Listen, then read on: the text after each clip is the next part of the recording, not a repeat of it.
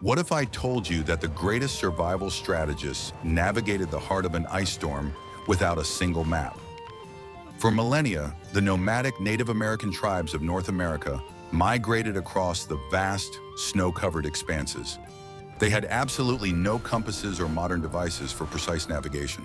They relied solely on the centuries-old experience of their ancestors and a deep, intuitive understanding of the laws of nature. In winter, these vast open territories quickly turned into a deadly, windswept, icy desert.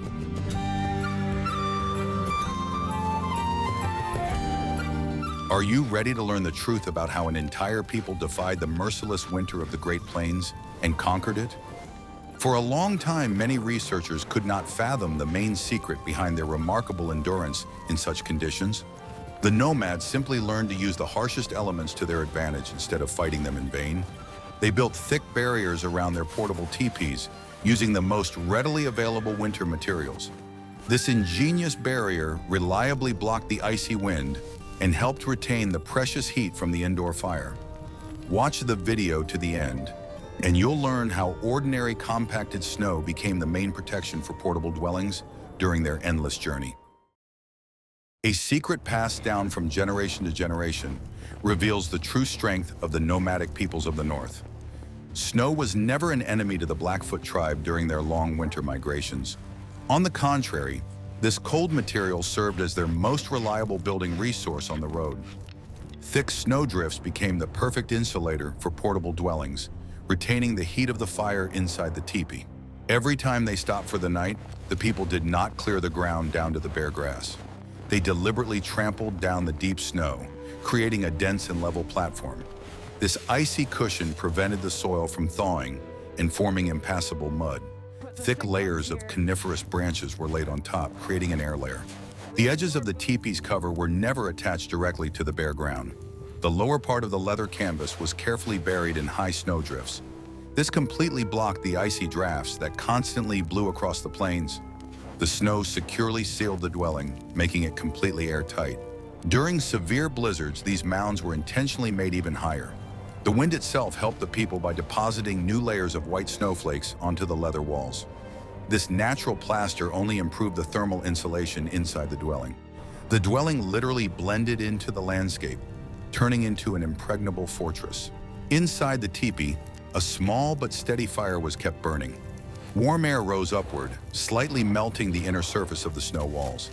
At night, this melted layer froze, forming a solid crust of ice. This crust acted like a mirror, reflecting heat back into the center of the room. In the morning, the camp had to be quickly packed up to continue the journey.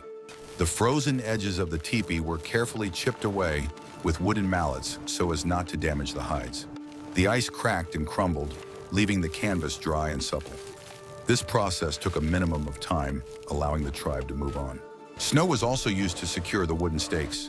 Deep holes were dug into the hard snow, into which the stakes were inserted. The holes were then filled with snow and firmly packed down with feet. Within a few minutes, the moisture froze, binding the wood together more tightly than any cement. This technique allowed them to set up camp even on the bare ice of frozen rivers. The wooden stakes were simply frozen into the ice, using a small amount of melted water. This gave the tribe tremendous freedom in choosing their route. They did not need to search for soft ground to set up their homes. Knowledge of snow's properties made the Blackfoot's journeys independent of the terrain. They read the snow cover as easily as we read text on paper. Each type of snow had its purpose in their complex nomadic logistics. Powder snow was used for insulation, while hard-packed snow served as a reliable road. Utilizing these natural properties allowed them to conserve precious energy. People didn't waste energy fighting winter. Instead, they made winter work for them. I'd love to hear your thoughts on this method of using snow in construction. Please share them in the comments. Be sure to subscribe to our channel so you don't miss new videos. Are you ready for the shocking truth? It took the Blackfoot less time to pack up an entire camp than it takes a modern person to pack for a vacation. This process was perfected to the point of absolute automation, where every movement had a purpose. The entire teepee structure was assembled according to strict mathematical principles. First, the outer covering, consisting of many sewn-together hides, was removed. It was carefully folded in a specific way, so that it took up a minimum of space on the sleds. Folding always began from the edges toward the center, forming a tight and compact bundle. This bundle was tied with sturdy leather straps for easy transport. Next came the interior furnishings. Mattresses, blankets, and wooden utensils were quickly packed into rigid leather boxes. These boxes were shaped like envelopes and stacked easily on top of one another. Their geometry was designed to leave no empty spaces during loading. The wooden frame of the teepee was dismantled in a strictly defined order. First, the internal struts were removed, then the main supporting poles were taken down. These long poles were not discarded, but became the basis for transport sleds. They were tied crosswise, creating a sturdy platform for the cargo. Sleds were the primary means of transportation on the Great Plains. Their design allowed for the even distribution of the weight of heavy bales of hides. The poles flexed gently over uneven terrain, preventing damage to valuable goods. The wide base prevented the cargo from sinking into deep snow. The people harnessed themselves to these structures using wide chest straps. This distributed the load across the entire body, allowing them to pull significant weight. Moving with the sleds required a specific rhythm and proper breathing technique. The tribe walked at a steady, measured pace, neither speeding up nor slowing down. All the luggage was distributed so that the most essential items were always within reach. Boxes of provisions and spare mittens were secured on top. Heavy skins for the teepee were placed at the very bottom to create a low center of gravity. This prevented the sleds from tipping over on steep slopes. The packing process was so well thought out that not a single item could get lost. Every object had its own strictly designated place in the travel kit. This eliminated the need to search for the right tool in the biting wind. Order saved time, and time in the cold was life itself. When the last pole was tied, the campsite was left completely empty. Only the trampled snow and the remains of the fire pits reminded one of the recent presence of people. The tribe formed a long, organized column, ready to march. Discipline on the road was the key to successfully covering winter distances. The column's movement always followed strict navigation rules. A precisely calculated route helped avoid dangerous areas and deep snowdrifts. Want to learn a secret that will change your life and your understanding of land navigation? Read on to the next chapter to find out how the Blackfoot found their way through the white mist without a compass. I will reveal the most closely guarded secret of the nomadic peoples of America. When the sky was covered with thick clouds, the Blackfoot navigated by the shape of snow ridges. These icy ridges, shaped by constant winds, functioned like giant compass needles. By their curves, one could unerringly determine the cardinal directions. The endless white plains only appear identical to the inexperienced European eye. To the native, this harsh landscape was a detailed natural map. The wind on the plains blew mainly from the northwest, shaping the characteristic terrain. The windward side of the snowdrifts was always gentle and compact, covered with polished ice crystals. The leeward side remained steep and loose, forming small cornices. It was enough to simply run a hand over a snowdrift to determine the direction. This wind carved clear parallel lines into the snow surface. The Indians used these lines to confidently check their course throughout the long days of their journey. This navigation method worked flawlessly even in complete darkness. The person walking at the head of the column constantly probed the snow ahead with a long pole. The vibration from the impact on the snow crust was transmitted to his hands, revealing the structure of the ice. An experienced guide could read this terrain just as well as a modern satellite map. Darkness could not stop the movement of a well-organized tribe. The tracker's fingers could sense the slightest changes in the snow crust through the wood. A deep understanding of nature allowed them to avoid deadly traps beneath the snow. The pole helped them detect hidden voids or dangerous cracks in the frozen ground in time. Every muffled sound from the stick's impact had its own special significance for safety. If the snow crust suddenly became too soft, the entire group stopped immediately. The guide gave a signal, and the direction of travel was smoothly adjusted. The life of the entire tribe depended on the sensitivity of this man's hands. The bark of solitary trees served as another important landmark. On the plains, every tree was a valuable navigational marker for the nomads.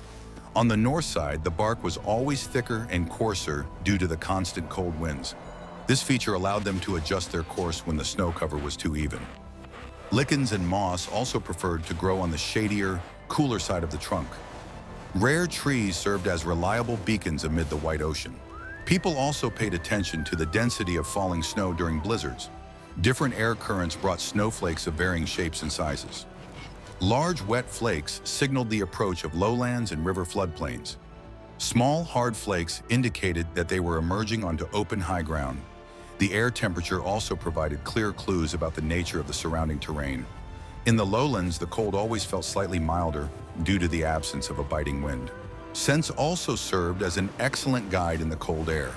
The frost sharpened their sense of smell, allowing them to detect the scent of pine needles from a great distance. This meant that the life-saving forest and shelter from the wind were very close by. Sometimes the wind carried the scent of wild animals hibernating in their dens. Experienced hunters could easily detect the proximity of a bison herd by a faint musky scent. In this way, the tribe found not only the right path, but also future prey. The column's direction of travel was constantly checked against these natural indicators. If the snow drifts began to change direction, it meant the column was entering the influence of the hills. The guides immediately adjusted the route to avoid falling into a wind vortex. This required constant concentration and vast experience. Changes in the shape of the snow dunes warned of the approach to deep ravines. The group leaders always kept the complex overall picture of the landscape in mind. Keen hearing played no less important a role than sight or touch. In a thick blizzard, visual contact between people was often lost. To keep the column from breaking up, they used a system of rhythmic sound signals. Strikes with a wooden staff against the hard wooden boxes of the sleds created a distinct hum. This hum carried through the wind, helping to maintain the overall formation.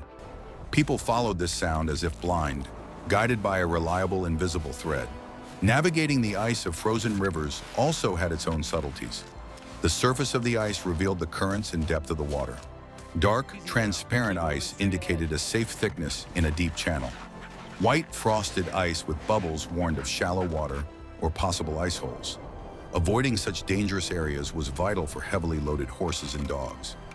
Falling through the ice in such freezing temperatures meant a very quick and certain death. The behavior of the horses and dogs guided the people in the right direction. The animals instinctively sensed danger and refused to walk on thin ice or loose snow. Dogs were often the first to sense the approach of a severe snowstorm.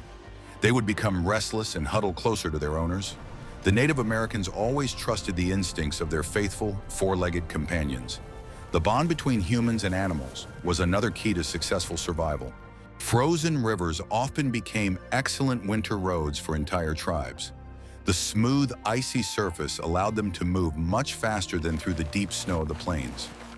Riverbeds always led to more sheltered and wooded areas. Along the banks, it was much easier to find dry firewood for the evening's life-saving campfire. However, moving across the ice required the utmost attention to the slightest crackling underfoot. Reading these signs was the key to moving forward safely. The tribe never wandered aimlessly. Every step was calculated and calibrated. The environment was an open book to them, full of precise instructions. Nature itself guided them through the winter mist. The nomads' intuition was based on millennia of successful survival by their distant ancestors. Like this video if you're also in awe of this natural engineering. The hidden truth that everyone keeps quiet about is the incredible physical difficulty of such treks. Clearing a path through deep snow step by step was grueling work. Every meter of the journey demanded immense strain on every muscle in the human body. The snowdrifts often reached people's waists, turning simple walking into an exhausting battle. To cope with this, the Blackfoot established a special rotation system for the guides.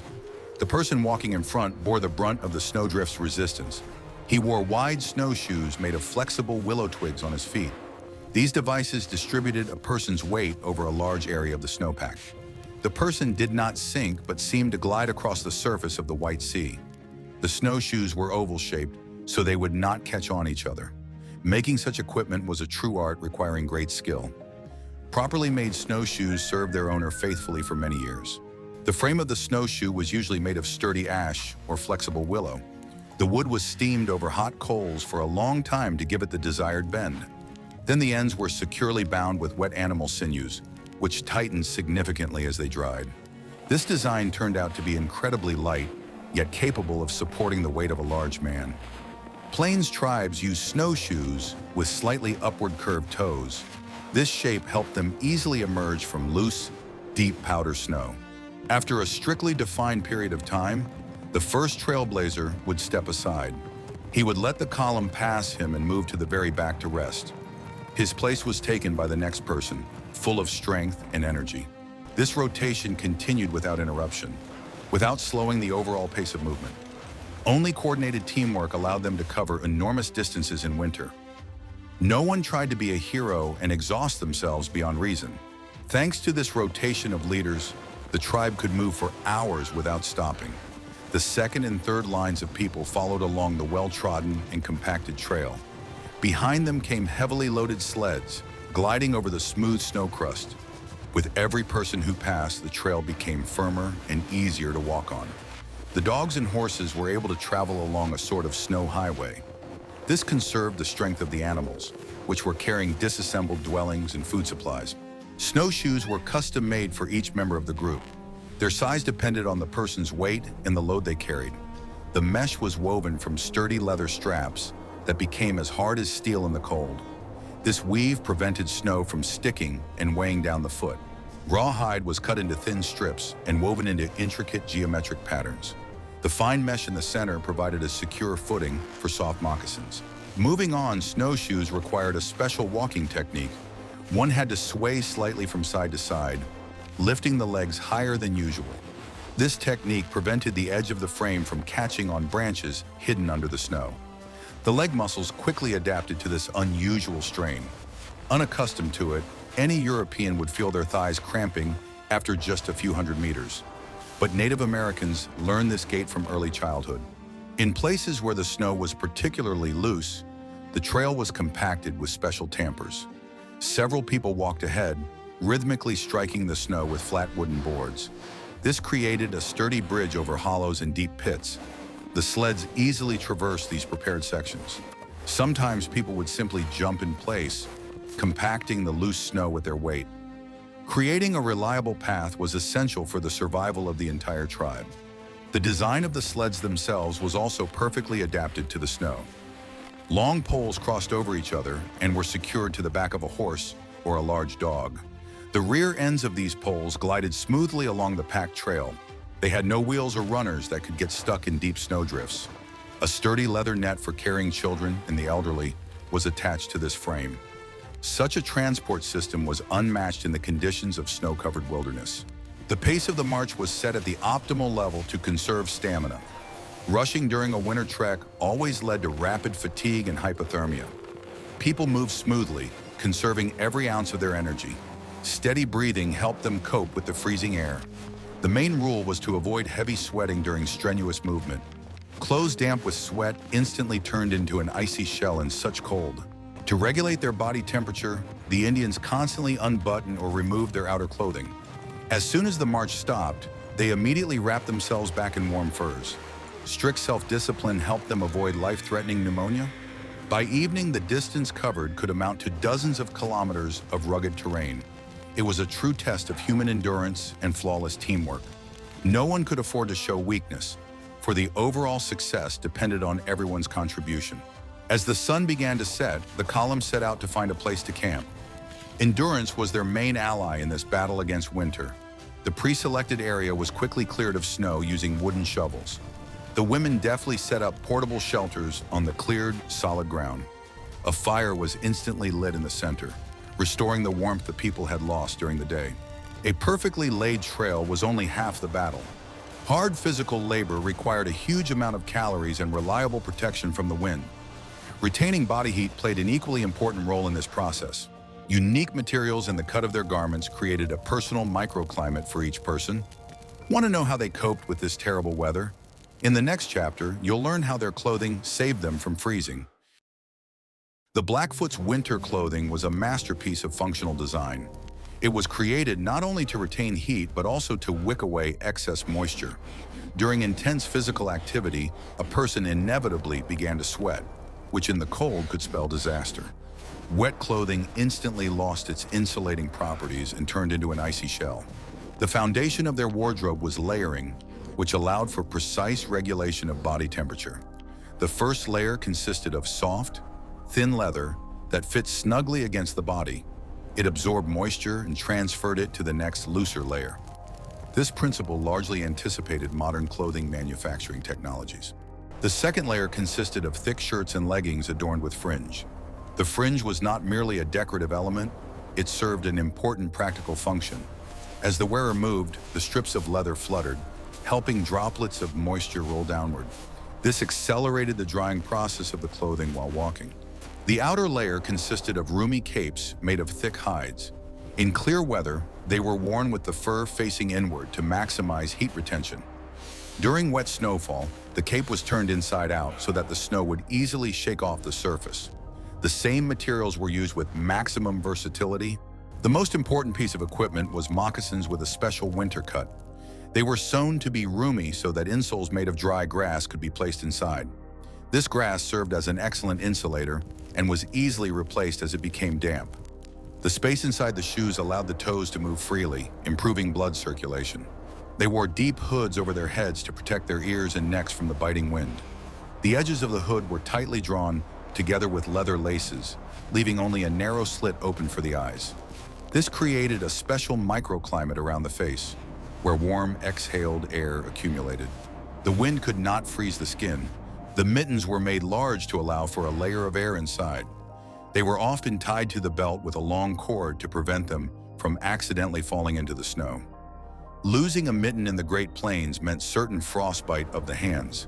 Therefore, great care was taken to ensure that even the smallest pieces of equipment were kept safe. If a person got hot while pulling the sleds, they would simply loosen the ties. Fresh air would flow under the cape, quickly cooling the body to the desired temperature. Stopping to take off clothing was strictly forbidden. Adjustments were made literally on the move. When the march drew to a close, the cloaks were tightly fastened again. The body had to cool down gradually to prevent the muscles from becoming severely chilled. This entire system worked flawlessly, ensuring comfort at temperatures well below -20. It was true armor against the winter cold. Thanks to the right gear, the tribe remained functional throughout the daylight hours. Their clothing was their first and most reliable home on the Great Plains. Every seam and every fastening was dictated by the harsh necessity of survival. What you never saw happened immediately after sunset. Setting up camp at a new location was like a perfectly coordinated mechanism. The column would stop, and every person would instantly get to work without a word. In a matter of minutes, an entire settlement would spring up on the empty snowy field. The overnight spot was always chosen in low-lying areas or behind natural barriers. Hillsides or sparse clusters of trees provided excellent protection from the biting wind. The first task was to clear a central area for setting up the largest teepee. From it, like rays from the sun, the other dwellings radiated out. The ropes holding the poles were quickly untied, and the frames soared into the darkening sky. First, a tripod was set up, to which all the other poles were attached. This geometrically perfect structure possessed incredible resistance to wind loads. A properly erected frame could withstand hurricane-force gusts. A leather covering was stretched over the frame using a long pole. Then the edges of the canvas were fastened with wooden pegs from the bottom up. This resembled fastening a huge coat that reliably sheltered people from the cold. The final step was installing vents for smoke to escape. The interior of the teepee was organized according to strict traditional rules. A hearth, lined with round stones to retain heat, was always located in the center. Sleeping areas were situated along the edges, away from potential sparks. Each family member had their own designated spot. Boxes of belongings were placed along the walls, serving as additional insulation. They blocked the cold coming from the frozen ground, creating a cozy inner perimeter. The floor was covered with thick animal hides, which retained heat perfectly. The interior took on a finished and lived-in appearance. All this work was done in complete darkness or by the dim light of the moon. The people's movements were so well rehearsed that they didn't need any lighting. Setting up each teepee took no more than 15 minutes. Speed was critical so that people wouldn't have time to freeze after stopping. Windows and doors were tightly sealed with leather curtains, blocking out drafts. Inside, it immediately became quiet. The sounds of the howling blizzard remained outside. The process of settling in and preparing for dinner began. The camp transformed into a fortress capable of surviving the longest winter night. Rest after a difficult trek was essential for regaining strength. People changed into dry clothes and prepared for a meal. Perfect organization of the campsite ensured that everyone would greet the morning fully prepared. No detail was left to chance. As soon as the walls were erected, the need for warmth arose. Want to know how they made fire in the middle of a snowy ocean? In the next chapter, we'll talk about the secrets of the winter hearth. Building a fire inside a teepee during the winter required a special engineering approach. Nomadic tribes could not afford to make a mistake in this vital matter. The space inside the dwelling was strictly confined by conical walls. Any carelessness with the flame threatened the loss of their only shelter in the bitter cold. For centuries, Native Americans honed their skill in safely handling open fire. This art was passed down from generation to generation as the greatest treasure. They could not simply place firewood on the frozen ground or ice. The intense heat could cause the frozen soil to thaw rapidly and collapse. This would inevitably turn the center of the warm dwelling into a muddy, cold puddle. Moisture from the melted snow would begin to evaporate and settle as frost on the interior walls. The Teepees' inhabitants would find themselves in a damp and deadly trap. Therefore, the hearth was always constructed in accordance with strict laws of heat exchange. First, a small, neat depression was dug in the snow right in the center of the teepee. It was necessary to reach the solid frozen ground. A layer of damp, non-flammable logs or flat stones was laid tightly at the bottom of this depression. This sturdy platform served as a reliable foundation for the future fire. It excellently insulated the heat of the flames from the permafrost beneath their feet. The stones were selected in advance and carefully transported along with the rest of the supplies. A layer of dry earth or sand, if they could find any, was poured over the stone platform. This earth was gathered while it was still warm in the fall and stored in special leather bags during the journey. The sand acted as an excellent natural insulator, completely preventing the lower platform from freezing. The earthen cushion also protected the stones from sudden temperature changes and cracking. Only after creating such a reliable base did the careful stacking of firewood begin. Upper leather flaps on the teepee's canopy were used for fine-tuning the draft. These elements were highly responsive to any changes in wind direction. By controlling these flaps with long external poles, it was possible to create ideal draft. Properly adjusted natural ventilation drew all the acrid smoke outward. At the same time, it retained the precious heated air below, near the people. The air in the Native American dwelling always remained fresh and clean. They tried to use dry poplar or willow wood as their primary fuel. These trees grew in abundance along the banks of frozen, flat-bottom rivers. They provided a steady and very bright light with a minimal amount of acrid smoke. The Indians strictly avoided coniferous trees because of their tendency to produce intense sparks. Flying sparks could easily burn through expensive leather covers and start a fire in the sleeping camp. Safety was always prioritized over the convenience of quickly gathering firewood. The fire was kept at the bare minimum throughout the long winter night. Its main purpose was not to light the room, but to maintain a stable above freezing temperature. A designated person on duty made sure the flames didn't die out or flare up too much. He methodically added one small log at a time to the smoldering coals. The quiet crackling of burning wood calmed people and gave them a sense of complete safety. This monotonous work saved entire families from freezing to death in their sleep. The stones at the base of the deep hearth became very hot over the course of the evening. They generously released their stored heat long after the open flame had completely died down. It was a kind of ingenious heat accumulator, operating absolutely free of charge. The earthen floor around the hearth also became warm and pleasant for bare feet. People slept with their feet toward the center of the teepee to get the most out of this invisible radiation. This trick helped conserve scarce winter firewood. In the morning, the remaining hot coals were carefully gathered into special thick clay pots. Sometimes, for this purpose, they used thick bags made of rawhide, lined on the inside with damp earth. In these reliable containers, the coals could smolder slowly for several hours, even while on the march. Women carefully carried this living fire to the site of the next overnight stop. It was a very responsible task that tolerated no haste or carelessness. Losing the fire along the way meant putting the tribe at enormous risk. At the new campsite, these preserved coals were used to build a new fire as quickly as possible. As soon as the frame of the dwelling was set up, the fire immediately took its rightful place in the center. This saved a tremendous amount of time and energy for people exhausted by the cold. There was no need to strike flint again with frozen hands in the biting wind. It was enough to simply toss a little dry moss onto the red embers. Within a couple of minutes, the teepee was filled with its familiar, thick warmth.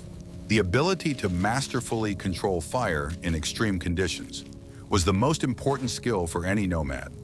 Without this knowledge, all other survival skills lost their meaning. Children were taught from a young age to respect the flame and tend to it properly. They knew how to find a dry twig even under the deepest snow. This primal connection between man and the elements is striking in its harmony and simplicity. The winter life of nomadic tribes depended entirely on this small hearth. It was the absolute guarantee of survival in the harsh conditions of the Great Plains. People revered this glowing source of life and treated it with the utmost reverence. No modern heater can compare to the reliability provided by simple stones and firewood. The warmth of the hearth warmed weary travelers after a long day's journey. A winter march demanded a colossal expenditure of energy from every person. The frosty air drew heat from the body at an incredibly alarming rate. The constant, intense cold forced the human body to burn available calories at double the rate. Moving through deep, loose snow exhausted even the strongest and most trained warriors. Every step with a heavy load on their shoulders was a true test of endurance. Under such conditions, proper nutrition became a matter of life and death. However, it was completely impossible to build fires and cook a full meal during short daytime stops. Gathering dry firewood under a thick layer of snow took up too much precious time. Stopping in the open wind quickly led to dangerous hypothermia for the entire group. People had to keep moving forward constantly to avoid freezing to death. Therefore, the basis of the daily ration on the trail always consisted of special, ready-to-eat concentrates. The Native Americans ingeniously solved the problem of quick nutrition in extreme conditions. This ancient food was incredibly high in calories and surprisingly easy to digest. A small, dense piece of pemmican, about the size of a human fist, could easily replace an entire meal. It quickly supplied the weary body with essential proteins and valuable fats. This energy was instantly used to maintain a stable, high body temperature.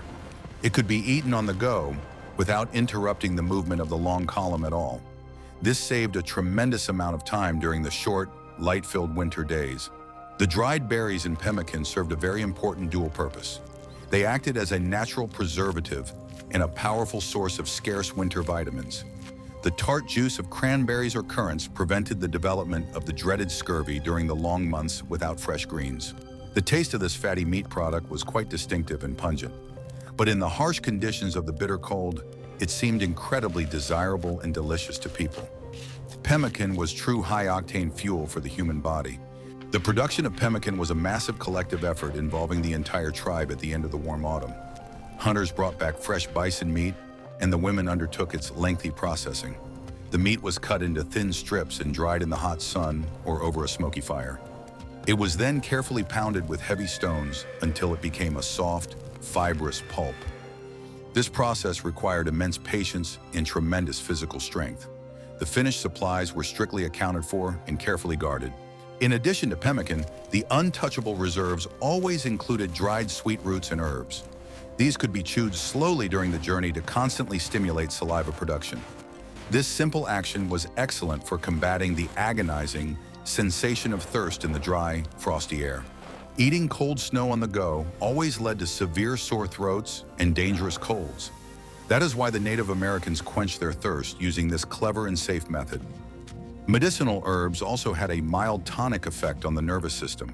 Cookware for daily food preparation was extremely lightweight and very practical.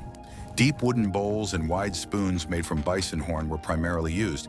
This material did not burn chapped lips at all in the bitter cold. Metal utensils from European traders were a huge rarity at the time and were highly prized. Wooden dishes did not break when dropped and were easily washed with ordinary hard snow.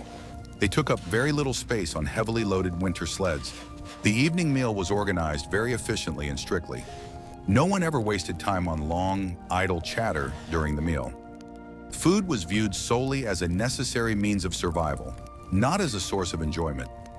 Portions were strictly rationed by the head of the family to ensure that precious supplies would last until the end of the long winter. Children and hunters always received the best cuts to sustain the tribe's strength. strict control over food was the key to successfully completing the transition. All food was prepared with precise calculation to maximize nutrient retention. The Native Americans did not indulge in any complex, time-consuming culinary delights during the winter. Their pots contained only pure, concentrated energy and absolute nourishment. This Spartan diet was simply ideal for extreme physical exertion in the harsh climate. The nomads' bodies functioned like clockwork thanks to such proper fuel. The stomach quickly grew accustomed to the monotonous but very filling meat-based diet.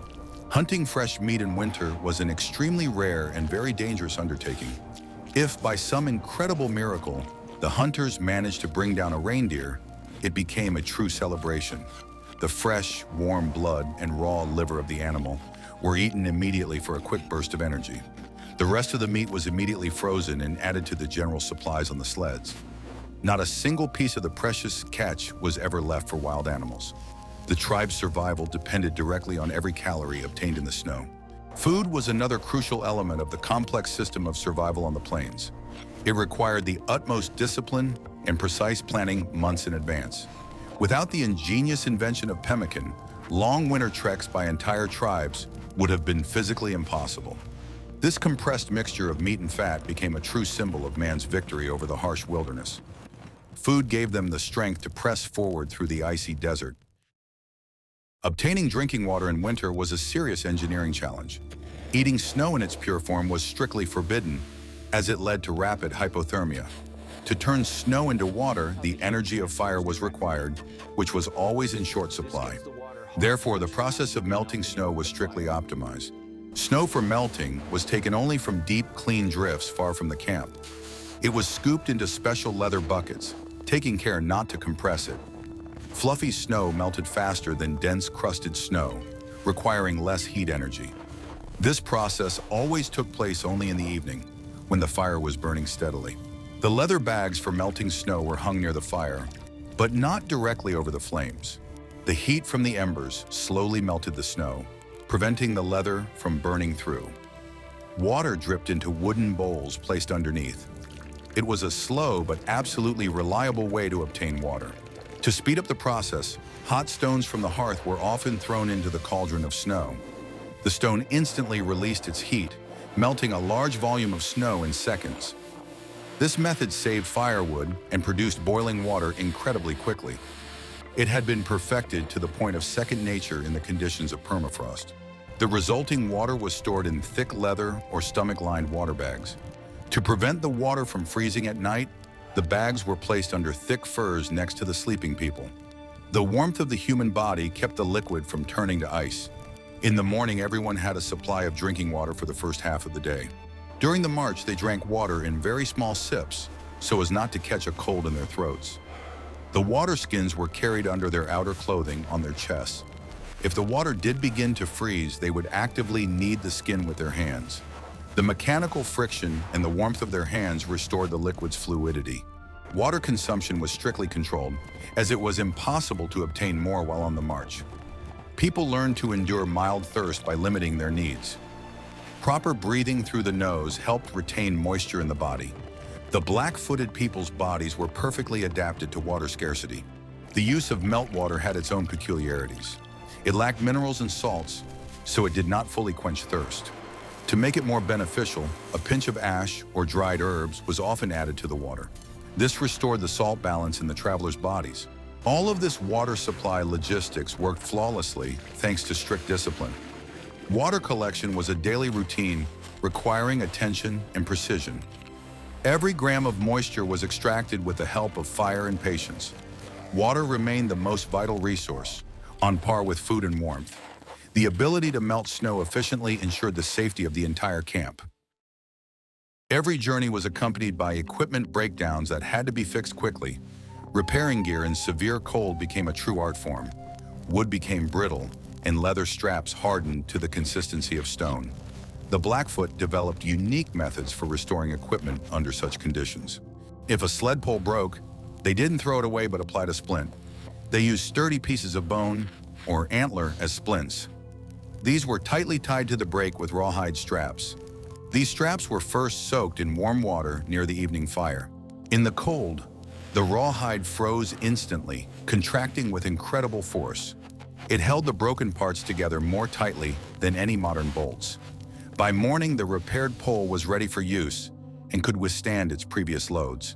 This principle of heat shrinkage was known to Native Americans long before the advent of plastic. Thin tendons were used to repair leather covers. In the cold, they did not lose their flexibility or strength. Holes in the hides were pierced with bone awls that had been preheated over coals. The hot awl easily passed through the frozen leather without tearing its fibers. Snowshoes required constant attention and repair of the webbing. If a single strap broke, it was replaced with a new one, weaving it into the overall structure. For this purpose, there was always a supply of pre-cut strips of rawhide. Craftsmen could weave a snowshoe right on their knees during a short rest stop. The wooden frames of the Teepees were regularly checked for cracks. Minor damage was filled with melted resin from coniferous trees. The resin seeped into the cracks and hardened in the cold, preventing further deterioration of the wood. This extended the service life of the long poles by many years. Repair tools were always stored in a dry, warm place. Bone needles, awls, and knives were polished with fat to prevent them from freezing. People tried not to handle metal objects with bare hands in the cold. Every movement during repairs was deliberate and precise. All of this repair kit fit into a small leather pouch. The effectiveness of equipment repairs depended entirely on the person's skill. People learned this craft from a very young age. No one waited for outside help. Everyone was their own engineer. Keeping equipment in perfect condition was a guarantee of safety. A broken sled or a torn snowshoe could slow down the entire column. Attention to detail was a hallmark of this culture. Items lasted a long time because people knew how to care for and repair them. Repairing items in the freezing cold demonstrated their mastery over the elements. Limited resources only spurred ingenuity and resourcefulness. This knowledge in these supply chains demonstrate just how sophisticated the survival system of nomadic tribes was. They didn't just survive in harsh conditions, they turned winter into a predictable and manageable environment. Suggest topics for future videos you'd like to see on our channel in the comments, and we'll definitely consider them. Don't forget to subscribe to the channel so you don't miss new fascinating episodes about the lives of indigenous peoples.